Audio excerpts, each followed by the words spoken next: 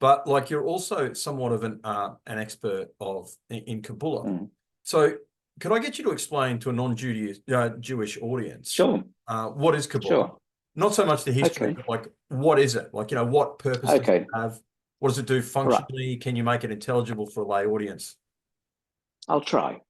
Yeah.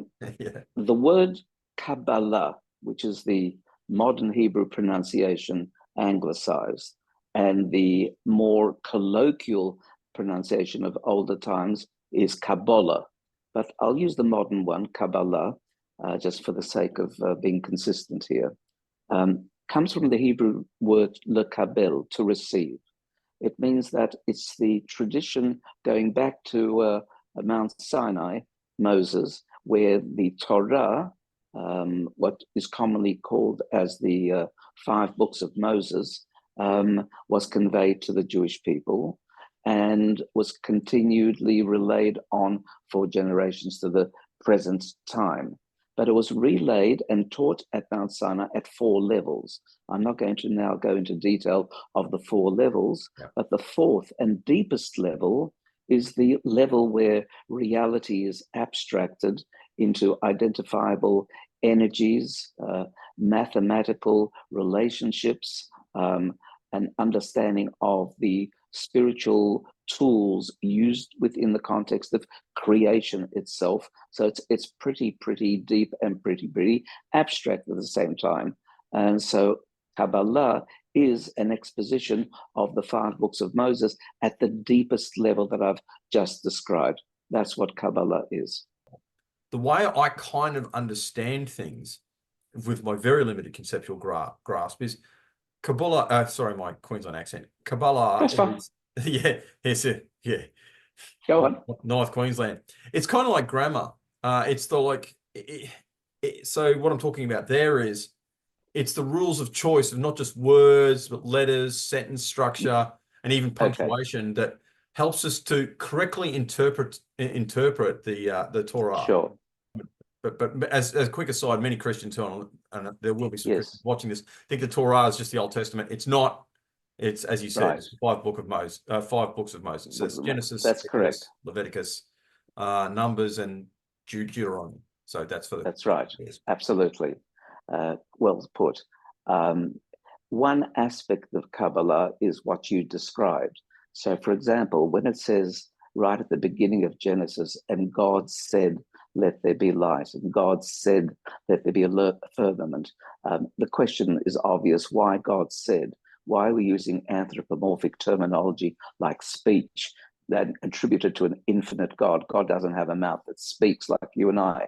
But nevertheless, the Torah itself at its main primary initial level is an analogy. So what do we do when we speak? When we speak, we're revealing something that's within. If I'm thinking as opposed to speaking, then you don't know what's within me. When I speak, I reveal what's within me, not all of it, because it can't be translatable accurately and totally into words, but words convey sufficient amount that I want to reveal of myself. God revealed something out of nothing. Therefore, the correct metaphoric language is speech and not thinking. Now, speech is made up of words. Words are made up of letters. Letters are shapes. Letters have, when they're expressed in words, vibration. So that each letter has its 2 qualities, a vibrational quality from the sound, and it has, at the very same time, a shape. So each of the Hebrew letters is, in fact, a description of the flow of that letter energy used to create the world and the energetic vibration that it contributes to the 22 building blocks, the 22 letters of the alphabet, towards the whole construction of a finite physical world. So I really quickly want to jump in there just to make sure that I'm keeping up. And I think I am. So, like, if you've got one letter, it's a symbol. It's symbolic of a greater reality. But the symbol that we see is shaped in some way, by the actual reality that it's trying to articulate. Is that correct? Yes, the shape is actually a depiction of the trajectory energetically of that force into the world of time and space. And the sound that we enunciate by breath being impinged on the larynx and then shaped by the 5 parts of the mouth, the tongue, the teeth, the palate, the throat, and I think I've left one out.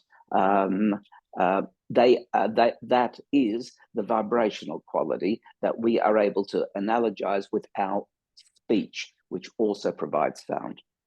Wow. Yeah, that is, again, so you're getting this reflection, you're getting a material, you're getting a material articulation of something that's inarticulable.